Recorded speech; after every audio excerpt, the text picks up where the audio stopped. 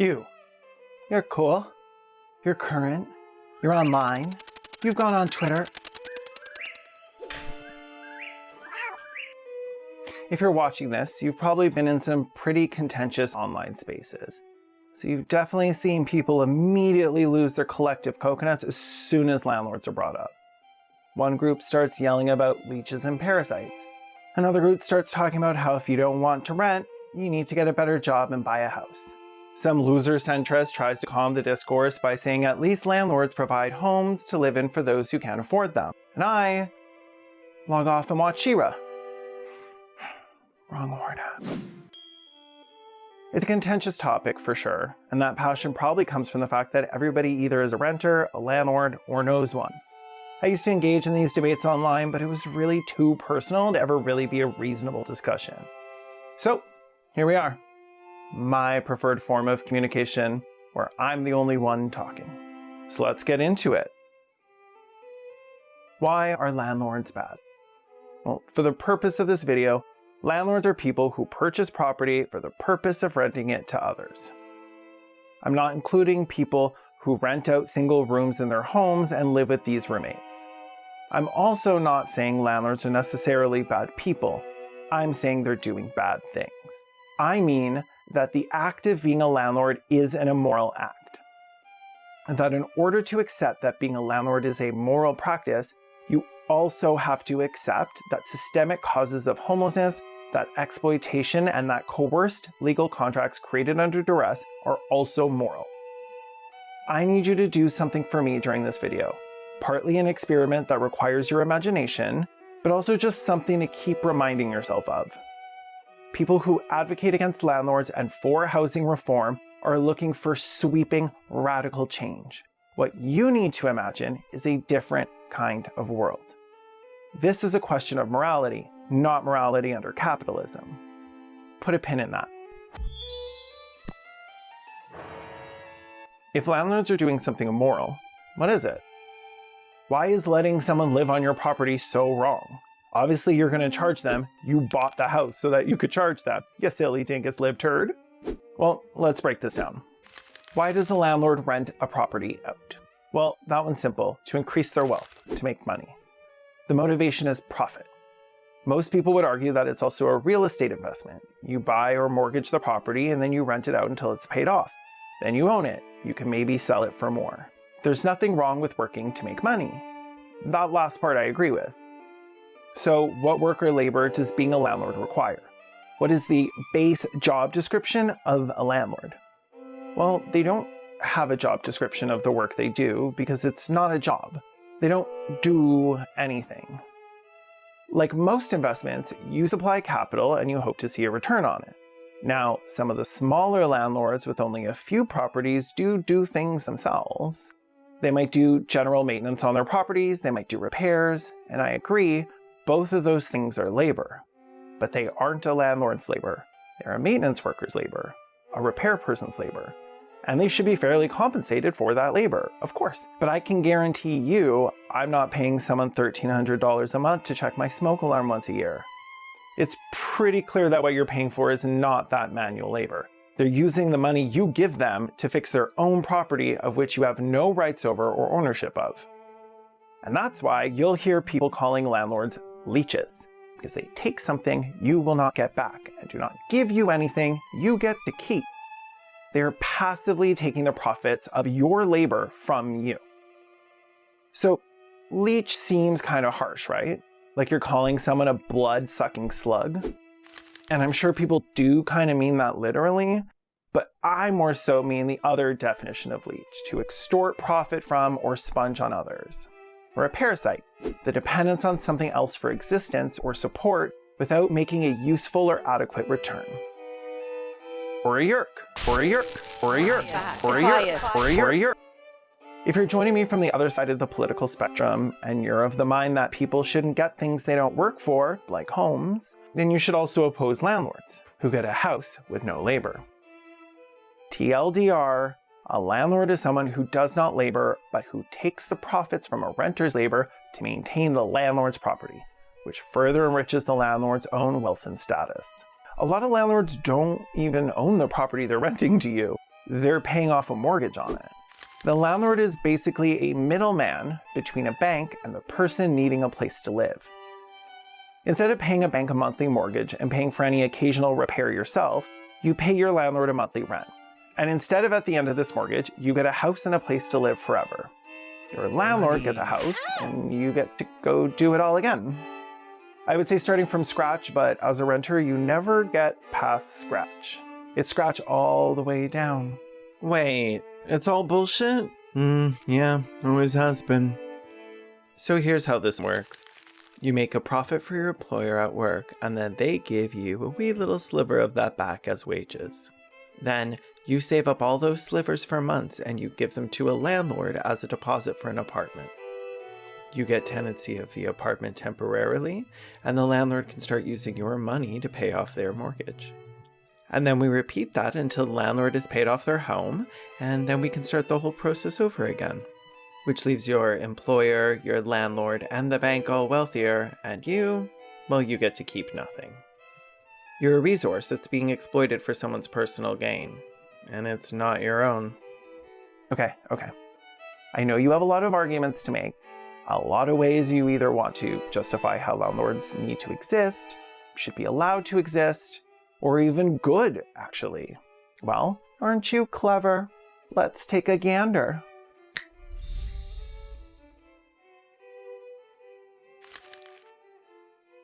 Argument 1. It's a business, and businesses charge more than the actual worth to profit.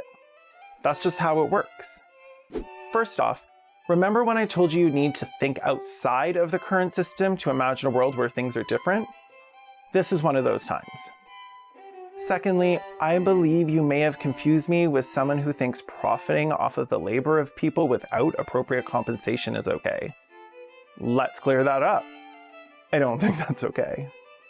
Just like our bosses, the way a landlord makes money under capitalism is to make as much money as possible by spending as little money as possible, maximizing profits. Well, businesses will charge their customers as much as they can get away with and pay their employees as little as they possibly can. Then they try to cut corners, cut costs, create lean business models that often require people to do exponentially more work in less time for the same amount of money. Landlords, well, they charge you as much rent as they can get and increase it as much as they can thereafter. They can also cut corners. My landlord did that in one way by giving everyone kitchen drawers that fall apart in 6 to 7 months. Once a year, they send a minimum wage maintenance person to come glue them all back together.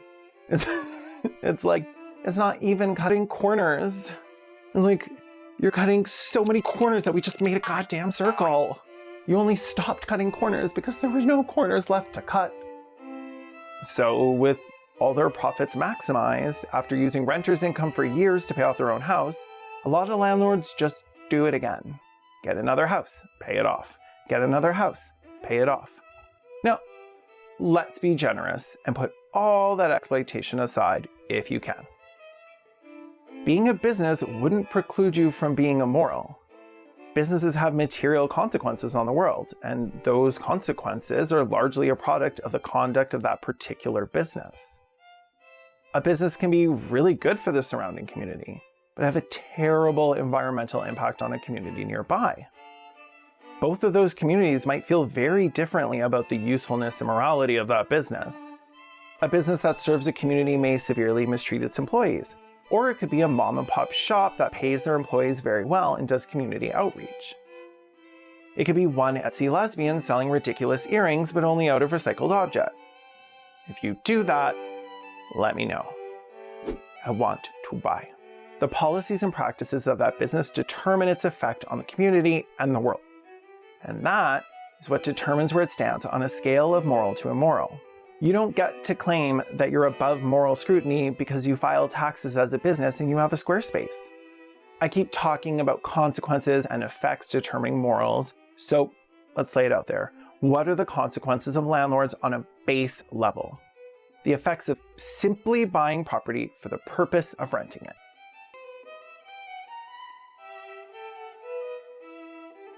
This isn't about some landlords doing crappy repairs just in case you were going to hashtag not all landlords me.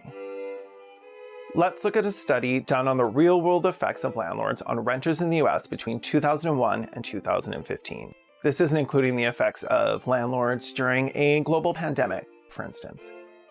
The first obvious consequence of landlords: rent burden. For the purpose of the following statistics, rent burden is when you spend 30% or more of your pre-tax income on rent. In 2015, 38% of all renter households were rent burden, an increase of about 19% from 2001.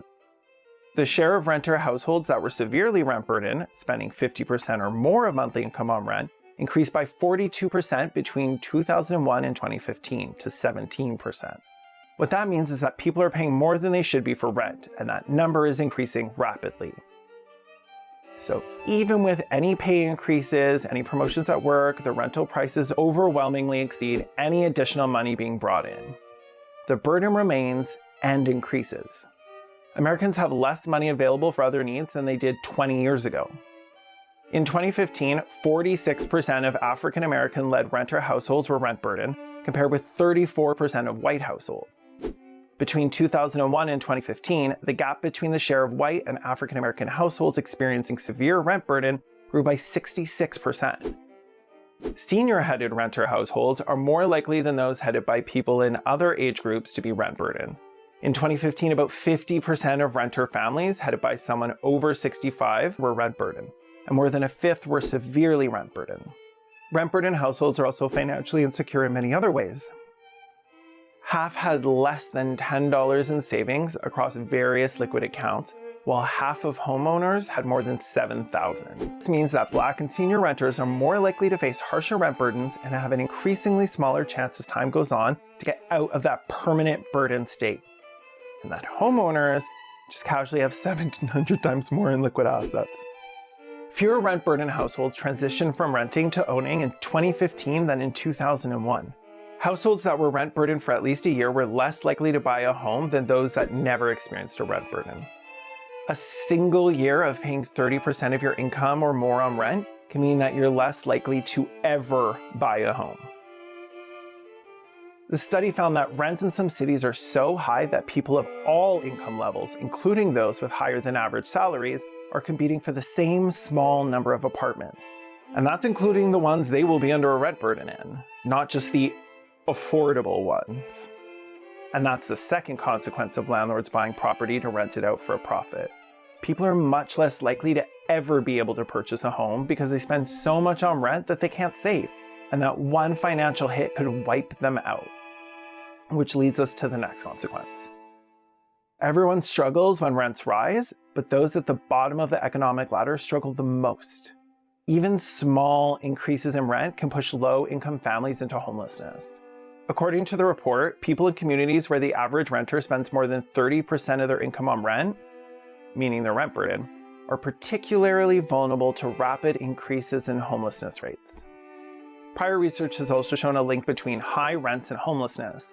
Rent-burdened households tend to be more financially precarious than those that spend a smaller percentage of their income on rent. These people will also have higher rates of eviction, which makes them more likely to experience homelessness. In places where the average person is rent burdened, homelessness skyrockets, which is lunacy. Lunacy! Because if landlords provide housing, homelessness should go down as the amount of landlords increase, right? In Ontario, where I live, spending any time homeless is also extremely difficult to come back from because social assistance only offers $340 per month to single adults without a home, which is obviously too little to ever rent a place or even a room with. And then we have the worst consequence, because homelessness can fucking kill you. In Los Angeles County, homeless people are dying in record numbers. 918 people who were homeless died in 2018 alone, and deaths jumped 76% between 2014 and 2018.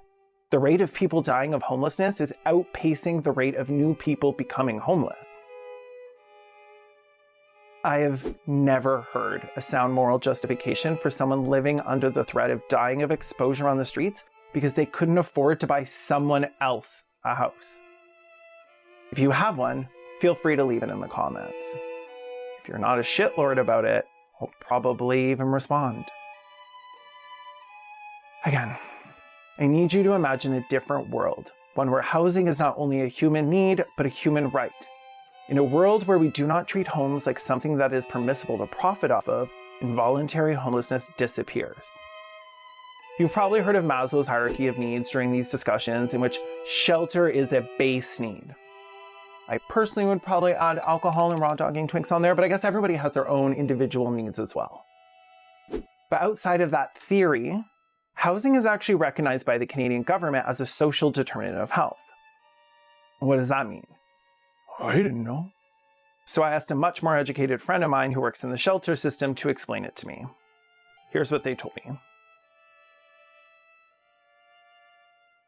Social determinants of health are factors that, in combination, determine how mentally and physically well a person can be in our society. Social determinants of health have consequences on each other as well as on our wellness as a whole. So not having a home also makes us less healthy. It makes us less likely to be able to find or keep a job, to go to school, access social supports, access community or health supports, etc. Homelessness also increases risk of traumatic events, naturally, in addition to being traumatic in itself. So no home equals poor health equals greater difficulty rectifying your homelessness and or any of its associated issues. Now that we know the consequences of the choice between being rent burdened or homeless, that leads us to our next common defense of landlords.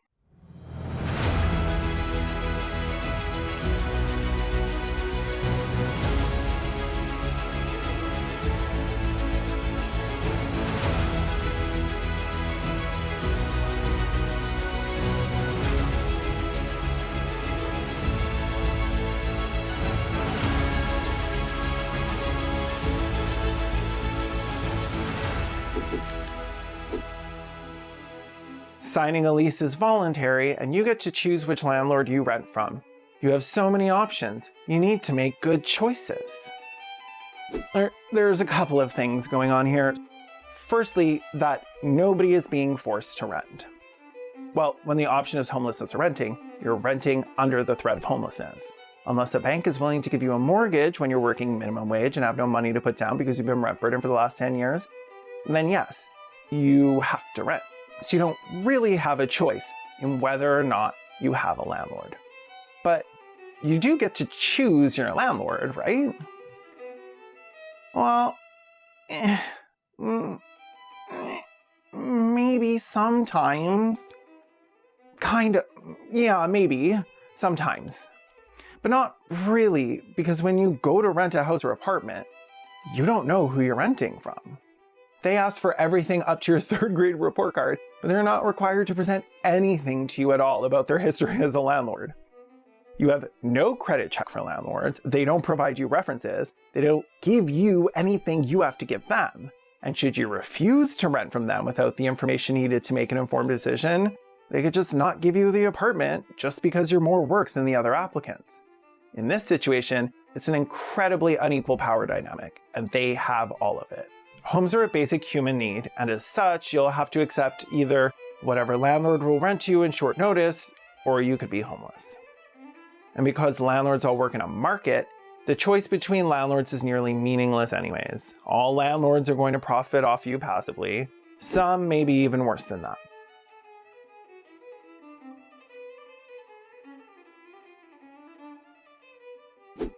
Here's a hypothetical. What if your current landlord asked you to move out because their son wants to move in, which is a legal reason in Toronto for a landlord to make you move out? Whether it's true or not, you'd have to find out yourself after you've already been forced out of the place. So now you're fracked. What do? You have $400 or less in your checking account, you can't afford first and last deposit, you have no assets to sell, it's not feasible to live on the streets, and in a lot of places you're not even allowed to, let alone living on the streets in places like Canada where the weather can mean certain death. So you're probably thinking, well, that's why we have homeless shelters. I asked my friend about this too. This is what they told me and I confirmed. The city of Toronto has eliminated around 1,000 shelter spaces since the beginning of the pandemic in order to allow for some degree of social distancing, which is still not even sufficient. They've now introduced 500 or so new temporary spaces for the winter in order to meet increased demand. But activists are estimating there are 1,500 people outside right now. 100 of those new beds are at a temporary respite site on the exhibition grounds, and it's being completely slammed. I'd just like to point out here that people on Twitter have compared it to the prison in Deadpool 2. What a great look. Would love to live in a glass box with no privacy while I'm being monitored 24 hours a day, surrounded by people that may or may not have the plague. But you might say, you're proposing a false dichotomy. It's not renting or homelessness. It's renting or buying or homelessness. You could buy your own house. Great point. But only some people are able to buy a house to live in. Often they're people with enough generational wealth or privilege to have good credit, assets, a stable, well-paying job, and enough money to afford a down payment. They're mostly middle-class, heterosexual couples with a higher household income. White ones. Of the people who actually buy homes and aren't white, 15% are under 36, 12% are between 52 and 70, and 7% are over 71. So landlords in general are much more likely to be renting to people of color, as people of color are less likely to be able to afford a home, probably because they're rent burdened. You might counter with, Kaylin, if you're saying renters are paying someone else's mortgage, then these people aren't too poor to pay a mortgage, so they should just go do that and stop choosing to pay a landlord. Well, that would be great if banks did not have a long, blatant history of discrimination against minorities. It would work so well if a down payment was something the average rent-burdened person with $400 in their account could afford. See, as long as you're rent-burdened, you're trapped unless some other aspect of your life drastically improves for the better. Because as we've seen, rent increases faster than the average person's wages. If the minimum wage kept up with the inflation of rental and housing costs, most people might be able to escape living with rent burden. But instead, for example, you can rent the same place for years and years, pay the entire mortgage of a house, and walk away with nothing. No generational wealth, no bank willing to lend, no ability to save because your rent increase outpaced your wage increases over the time you lived there. And that's by design. They give you just enough to survive sometimes. Because as long as you can survive, you can work. And as long as you're lulled into a sense of exhausted complacency, you'll continue working and you'll continue renting. You give almost everything and you keep almost nothing. Literally just existing to make other people more wealthy by giving you the least they can and taking from you the most they can.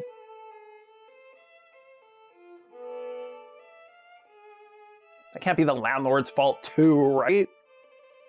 Of course it can. Of course it can. Of course it is. Each time someone rents a house, it's one less house that can be bought, which increases the demand for houses because supply is lower. Which means they can now raise the price because they have more leverage. Which means that each house that's bought to be used by a landlord helps increase the price of houses altogether. Which means that houses become even more unaffordable to people without pre-existing capital and for renters to rent. Which means Landlords are leeches. Rip them off for good.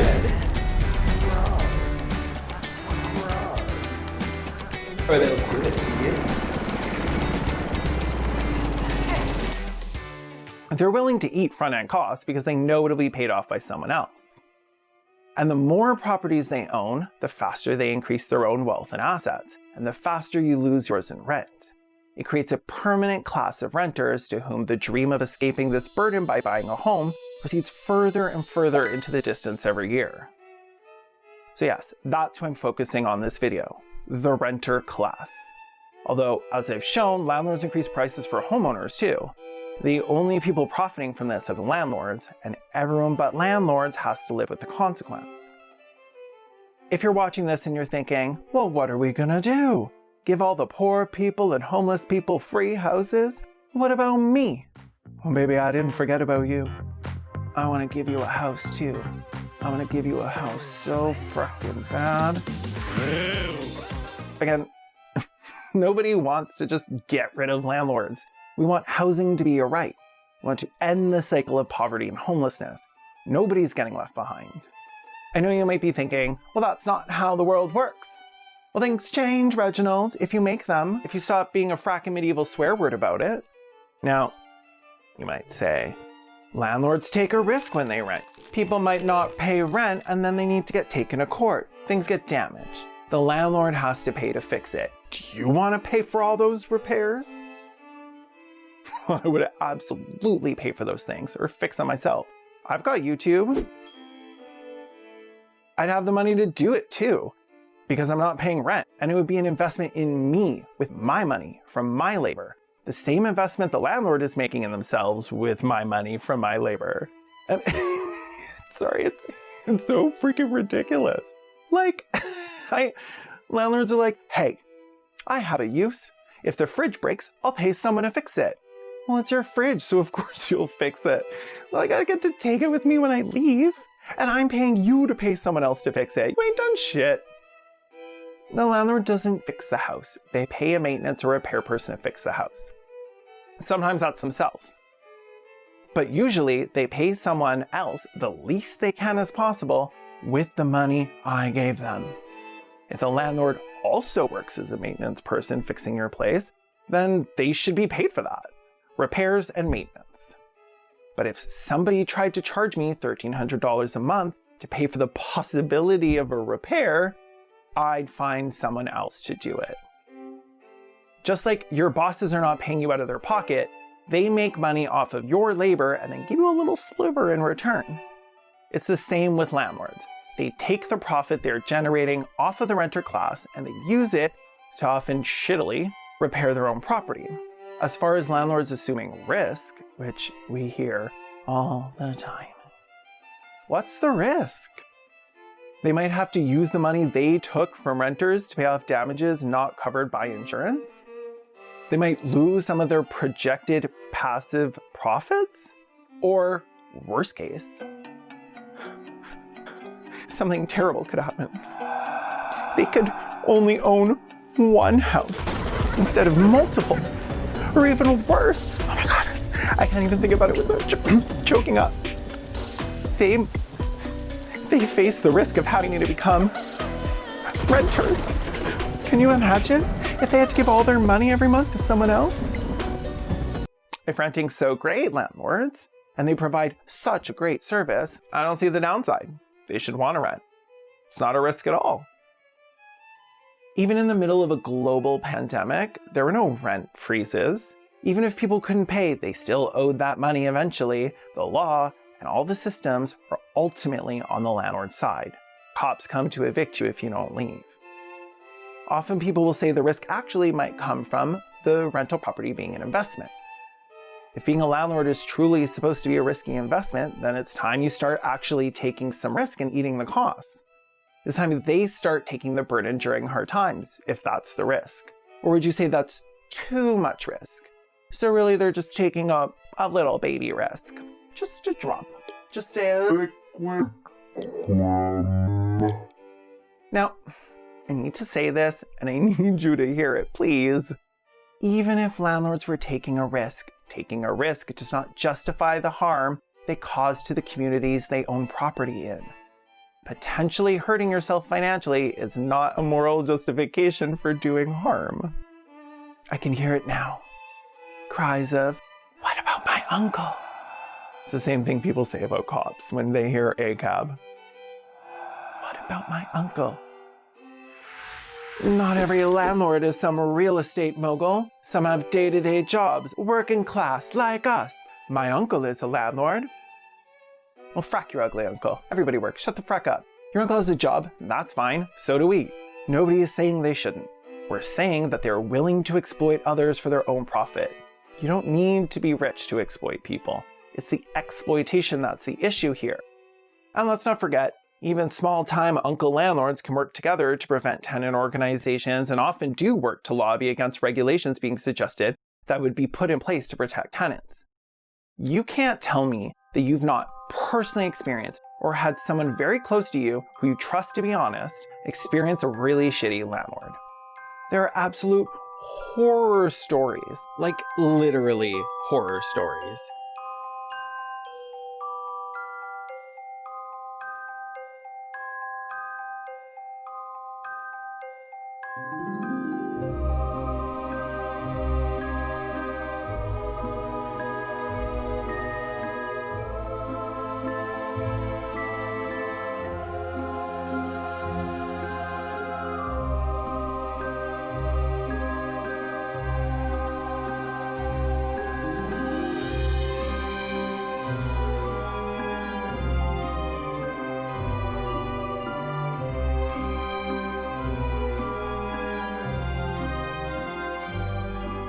Yeah, some landlords are small-time business owners, like she-lords. Just so you know, this isn't satire. I know this looks like something I'd make, but the company and its slogans are real.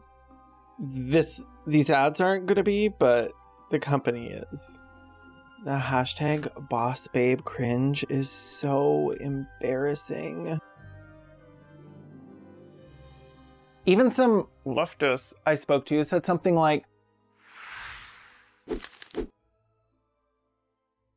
"You're judging people who have to live under capitalism. Hate the game, not the player." To which I reply, you chose to play the game. Nobody is forced under capitalism to be a landlord. Exploitation doesn't get a free pass because you're making money. The actions you take don't exist in a vacuum, but they do speak for themselves sometimes. If you choose to become the exploiter to end your own exploitation, that's a choice you make based on your own morals. And I have every right to judge someone based on their morals. So much for the tolerant oppressed, you might say. Judging someone based on their morals. That's pretty much the only thing you should judge someone for. I don't need to be tolerant of people who are causing harm to benefit themselves. Now, this is around the time somebody usually realizes that I haven't offered any other suggestions, and they're like, "Gotcha, queer. What do you suggest? Because all you've done is complain and criticize and bitch like a little bitch." Well, I have done all those things, and I am all those things. Yeah, you're right. You got me. I'm a little bitch.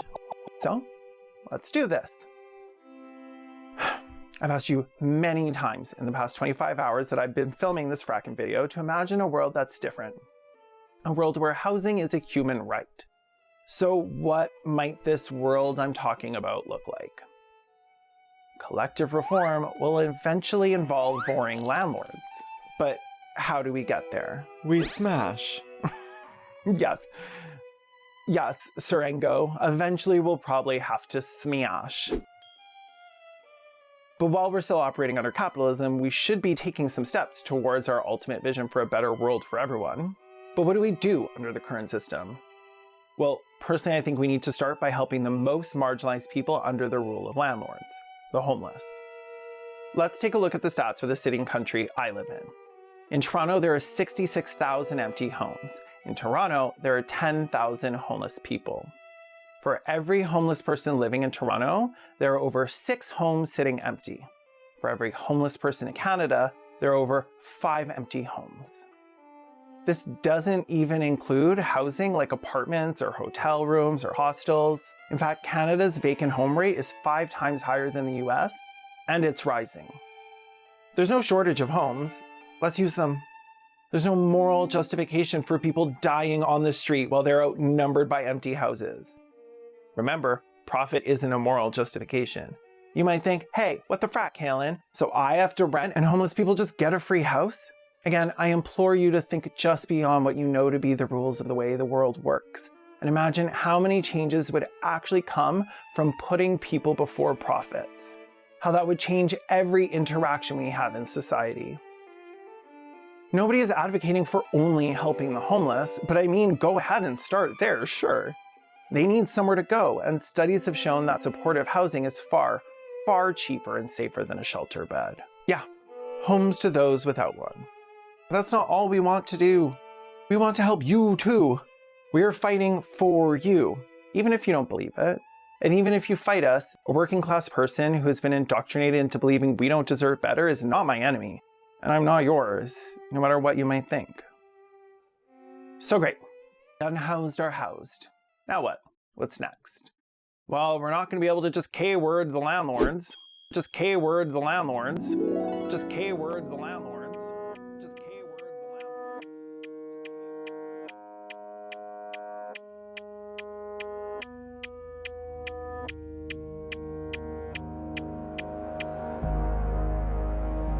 I wish my faces would just stop. 'Cause I need something to get to the top. I'm always on the bottom. No, I've always got these problems. No, I'm always on the bottom. No. Well, we're not going to be able to just K-word the landlords. So we're probably going to have to settle for incremental change. I think the next step would be to protect current renters. Within apartments or condos or communities, that could be a tenants union, where you collectively engage in bargaining with your landlord whilst making sure your rights are protected and performing on the street mutual aid. In September 2020 in Toronto, members of the Goodwood Tenants Union successfully protested and blocked the sheriff coming to change the law on the unit of an Indigenous woman living with severe health issues. Dozens of tenants and supporters took shifts blocking the sheriff. And it worked. Then there's removing the middleman altogether. Things like tenant-owned buildings where tenants pay rent to themselves. So together, collectively, they all pay the property taxes and bills. They might vote on upgrades for their building. They may use their own skills between them to improve the building for everyone. What happens to the building and the tenants is chosen and decided on by the tenants, in the tenants' best interests. Rent would go down because nobody is profiting off the building. The housing exists to house and enrich the lives of the people who live there. And the people who live there have a huge personal motivation to better the property itself.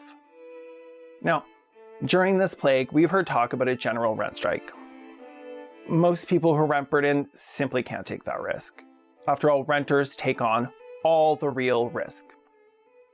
That's how they intend to keep us from collective action, when the risks are too high, because the alternative is homelessness.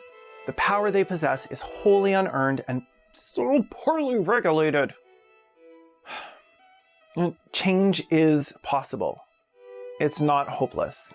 Things can get better, but it requires a real shift in the way people think about housing. It requires people to start to really look at the way they're living and realize that just because it's common, just because it's normalized, doesn't make it right. And just because it's the way it is, doesn't mean that's the way it has to be. There are things we can do, there are changes we can make, but we have to be working together. What would happen if every renter in Toronto joined a tenants union and every renter collectively said no? Enough. They have no way to hold on to as much power as they do have right now when the people actually work together. There's so many more of us than there are of them. Talk to the people in your community. Do it online if you feel safer. Look up mutual aid organizations local to you. Help start one. Start group chats, plant the seeds, print off flyers and put them around your area. Get people to start thinking differently, to start questioning the status quo. Because without the support of the general population, we're fucked. Wait, I'd like to give a huge special thanks and shout out to the Red Planet Collective. They're a patron I completely did dirty on my last video by forgetting to put their name in the credits. I'm so sorry. I'm so sorry. They were super nice and let me know and were so freaking sweet about it, so I owe them ×2. And I'm extra AF, so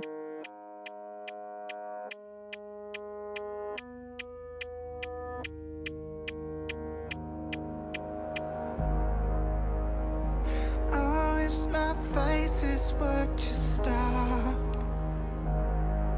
'cause I need something to get to the top. I'm always on the bottom, no, I've always got these problems, no, I'm always on the bottom, no, I don't care that you smoke, I just care that you're fake. Were you ever gonna say to my face, or will you lie until you're down in your grave? No, now I know that you want me back, that you want my love, now you want my trust, but who said you deserve it?